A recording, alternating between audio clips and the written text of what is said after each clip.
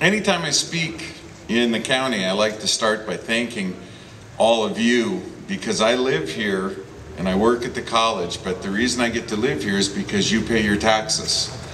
And I do the speeches or the radio show or the Patriot Network TV or whatever it is, whatever I'm doing, I do it as gratitude to you folks, because you've provided me with my lovely wife, with my daughter, with my family, with a great life. And the very first place I like to start when I speak to people in Yavapai County or in Prescott is to thank you. So first and foremost, thanks. Thank you. I wanted to talk tonight just for a few minutes about where we are in terms of the economy versus where we were the first April 15th that we met here. The economy over 2 years has gone down, not up, as the president's policies have systematically failed. I don't dislike the president personally. I don't have any personal issue of disagreement with him. I don't want to, have some great flailing at the guy personally. I got nothing, no axe to grind, no dog in the fight. But I want to tell you, as someone who's trained in business and economics, what the economy's done under 2 years of his policies. When Mr. Obama took office, gasoline was $1.80 a gallon. Today it's $3.82. Those are the national averages. When Mr. Obama took office, a barrel of oil was 39 bucks. It closed at 107 on Friday, today.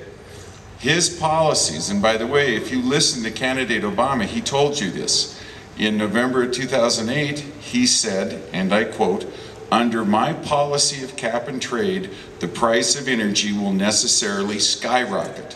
His Secretary of Energy, Mr. Chu, says that, and he said this all the time before he got his job as the Energy Secretary, and now he doesn't say it very much anymore, but when he was a citizen speaking his mind, he said, we have to have gasoline prices on a par with Europe. $7 to $10 a gallon is where we need gasoline. I don't think that it is an accident. I don't think that it is a random event that the price of gasoline has doubled under Mr. Obama's policies. His policy prescription for the United States is not working and will not work. He gets in your jet that you own, Air Force One, flies to Brazil, signs the check for $2.5 billion to drill offshore at Brazil, not in the Gulf of Mexico, not the west coast of the United States, not ANWR, not the east coast of the United States, Brazil. And then he gives a speech and he says, we can't wait to buy oil from you. I don't know about you, but that just strikes me as being a bad policy. What about the 85,000 oil workers that are out of work in the Gulf of Mexico? In a 7-month period in the Gulf, we usually let 65 leases. In the last 7 months, we've let 9. The government of China has a rig that's running in the Gulf of Mexico, but no U.S. rigs are running in the Gulf of Mexico. Does that strike you as odd? It strikes me as odd. I think that's bad policy. I want you to resist the policies of the president for no other reason than they're not good for us. They're not good for our households. They're not good for our kids. They're not good for our grandkids. They are bad policies because they lead systematically to higher dependence on foreign sources of energy, and they lead to inflation, and they lead to unemployment. When the president took office, he said he needed $1 trillion to stop unemployment from going over 8%. Unemployment went to 10.5%. If you look at U6, unemployment, underemployment, long-term unemployed, and the discouraged workers, it's up close to 24%. When you look at that, you have to say, bad policy. He got his $1 trillion, he spent his $1 trillion, we didn't get any jobs. One quick story on his green job obsession. In Massachusetts, they opened a plant that made solar panels. It stayed open for about 7.5 months, $58 million investment, then they closed it and sent the jobs to China.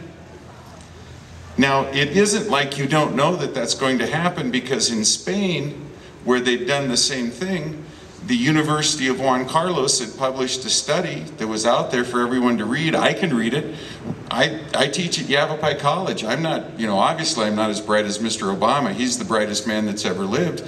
I just teach at a little community college, but you know what? We got the internet. And I can read these articles that say the empirical research demonstrates for every one green job created, you lose 2.2 private sector jobs. So when we do the analysis of whether or not we're under the leadership of someone who understands the economy and is enacting good policies, I think our answer has to be no. And I want to encourage everyone here to spend time talking to your friends who are in the other camp. And I want you to talk to them about how bad these policies are. I don't want you to say, I don't like the guy, or I don't like this, or that's not effective. You have to talk in terms of policy.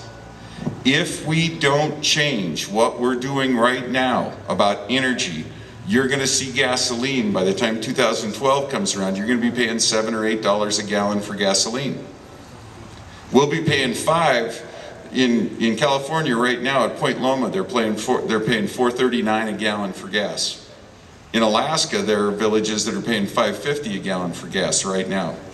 You're going to see by the time 2012 rolls around, especially if there's any kind of recovery, the only thing that's keeping the price of oil down is the weak global economy. As soon as there's demand, it's going to go through the roof. Candidate Obama said, if we follow my policies, the price of energy will necessarily skyrocket. Now, there's two parts to this energy fallacy that Mr. Obama is engaging in. Part one is that we don't have any energy here. The Congressional Research Service just published a study, and they said, and I'm quoting directly, that the United States has more oil, natural gas, oil shale, and coal than Canada, China, and Saudi Arabia combined. Okay, let that sink in. We have more energy resources in the United States than Canada, China, and Saudi Arabia combined. Now, if that's the case, how is it that we're looking at diesel here locally almost at $4? What is it, $4.05? Who bought diesel today? $4.19. How can that be?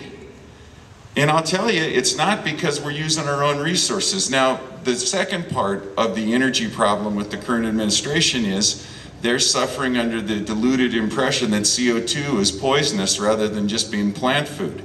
Study after study, email me and I will give them to you. There are 850 studies demonstrating that the skeptical view that CO2 does not cause global warming is the truth. There's a study just published today. A real global warming alarmist went over to our side because he conducted research and he found out that in tightly controlled laboratory studies, CO2 causes cooling, not heating.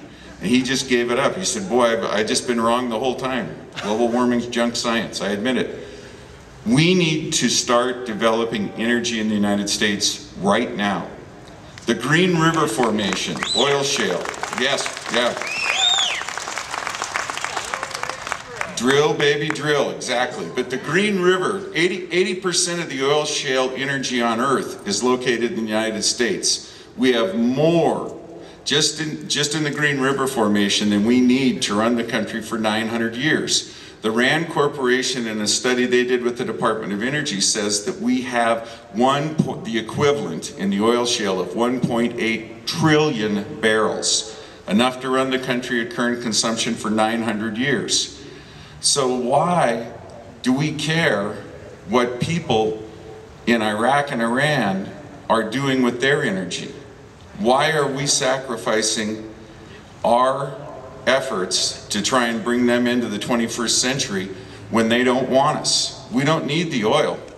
The only reason that we've ever taken oil out of the Middle East is we've had this consistent fallacy that somehow we shouldn't process our own oil. I'm in favor of drilling our oil. I'm in favor of taking the oil shale up. I'm in favor of tapping into the natural gas. And we need to do it and do it now.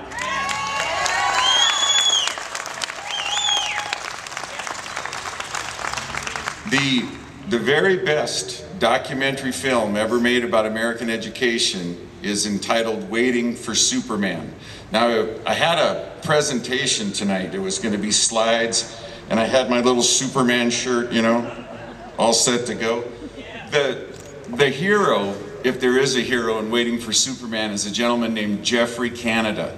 He's an African-American educator who grew up in New York City, and when his mother told him that there was no Superman, he threw himself down on the ground and began to sob uncontrollably. And his mother says, "You didn't cry when I told you there was no Santa Claus." And he says, "Mom, every day I go out there, it's awful. Only Superman can save us. If there ain't no Superman, we can't be saved." And he just kept bawling and bawling. His mother couldn't console him. He'd lived the 13 years of his life in grinding, awful poverty, surrounded by crime and violence and every bad thing that could happen. But deep in his heart, like lots of 13-year-olds, he thought at some time Superman would fly through the door and he'd cure everything. Well, I got bad news for you. It doesn't matter if it's K through 12 education or fixing this budget mess. There ain't no Superman. The only Superman you're going to find is when you go home tonight and look in the mirror. In our democracy, in our representative form of government, in our limited form of governmental power, in the Constitution of the United States, what it says is, you are sovereign. That's just a fancy way of saying you're Superman. We're going to save it one person at a time, one email at a time, one vote at a time, and we're going to save it by pursuing the right policies with the right representatives. If we do that, if every one of us commits tonight to do that, a year from now, we can have the price of oil back to 39 bucks a barrel. A year from now, we can have unemployment at 5%. A year from now, we can be living in a country that has substantially more freedom, happier people, and a better government. But it won't happen unless you go home tonight and every night and look in that mirror and see Superman. Because there ain't no Superman flying in. It's the one that's already inside you that's going to save us. And by the way, that's what the Founding Fathers had in mind. They wanted you to look into your heart, look into your own eyes, and save this country. George Washington warned that you cannot be a free people without virtue. And he said the way that you will get virtue is to pray every day. If you read George Washington's prayer journal, he was down on his knees every day. Arguably one of the greatest Americans who ever lived. Where did he go when he needed strength? He went to prayer. People who lacked virtue cannot self-govern. We see the proof of that every day. So it is time for everyone here to commit to be Superman. Go home tonight, look in that mirror, see Superman, and change our country. God bless you, and God bless the United States of America.